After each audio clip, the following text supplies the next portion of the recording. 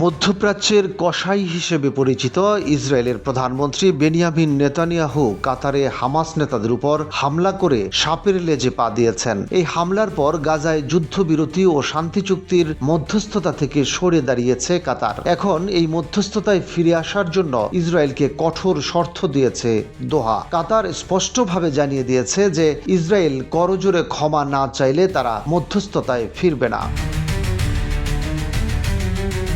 মার্কিন সংবাদ মাধ্যম এক্সিওসের সূত্র অনুযায়ী কাতারের রাজধানী দোহায় ইসরায়েলের বিমান হামলায় হামাসের 5 সদস্য এবং কাতারের একজন নিরাপত্তা কর্মকর্তা নিহত হন। যদিও যাদের লক্ষ্য করে হামলা চালানো হয়েছিল তারা বেঁচে গেছেন। এই ঘটনার পর প্রথমবারের মতো উপসাগরীয় অঞ্চলের কোনো দেশে হামলার কারণে মধ্যপ্রাচ্যে চরম উত্তেজনা তৈরি হয়েছে এবং ইসরায়েল আঞ্চলিকভাবে কোণঠাসা হয়ে পড়েছে।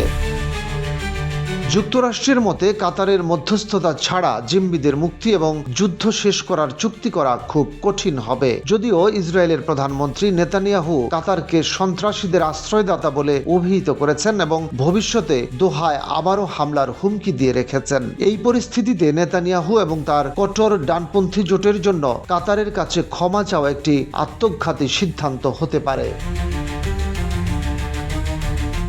তবে একটি সূত্র বলছে কাতার ইসরায়েলের রাজনৈতিক জটিলতা বোঝে এবং তারা এখন ক্ষমা চাওয়ার ভাষা নিয়েও নমনীয় হতে রাজি। তারা এমন একটি ক্ষমা প্রার্থনা মেনে নিতে পারে যেখানে শুধু নিহত কাতারের নিরাপত্তা কর্মকর্তাকে কেন্দ্র করে দুঃখ প্রকাশ করা হবে, তার পরিবারকে ক্ষতিপূরণ দেওয়া হবে এবং ভবিষ্যতে কাতারের সার্বভৌমত্ব লঙ্ঘন না করার প্রতিশ্রুতি দেওয়া হবে। একজন ইসরায়েলি কর্মকর্তা স্বীকার করেছেন যে কাতারে হামলা চালিয়ে যে বড় ধরনের সংকট তৈরি হবে ইসরায়েল তা অবমূল্যায়ন করেছিল। নেতানিয়াহু বুঝতে পেরেছেন যে তিনি ভুল হিসেব করেছেন।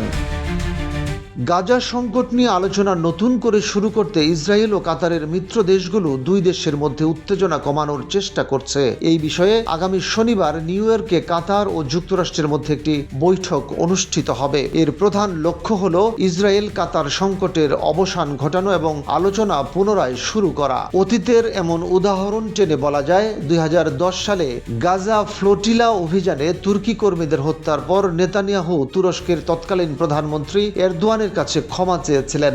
এবারও মনে হচ্ছে কাতার ইসরায়েলের কাছ থেকে ক্ষমা প্রার্থনার চিঠি আদায় করেই ছাড়বে।